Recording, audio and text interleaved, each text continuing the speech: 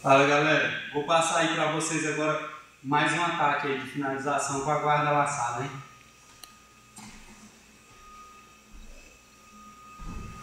Olha só, essa aqui, quando estiver rolando igual tá aqui eu e o Rodrigão muito forte, pesado, o cara pesado ele costuma ser mais lento, então nem sempre você vai pegar um triângulo dessa guarda aqui num cara pesado. Os caras leves, eles são muito rápidos. Quando você pede a passagem, eles vêm igual um furacão. Entendeu? Nós vamos fazer aqui devagar para você entender. Então, na hora que eu ceder a passagem, ó, ele vai vir, ó, e eu vou continuar girando, ó, puxando o braço dele. Ó, já travei e ajustei o triângulo. Isso aqui numa movimentação, principalmente com um cara leve, não é que com um cara pesado não funciona. Mas principalmente com um cara leve, ela é muito eficiente. Ó.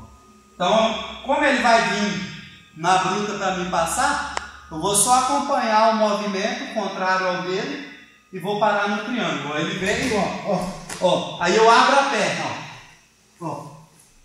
Puxo o braço dele, estou de triângulo.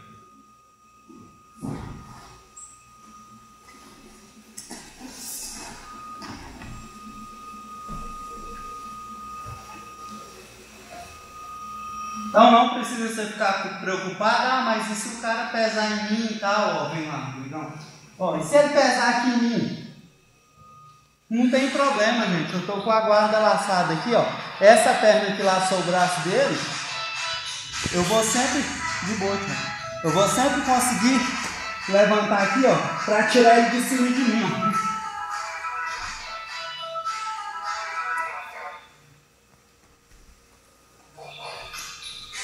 Certo? Um abração, galera. Fui.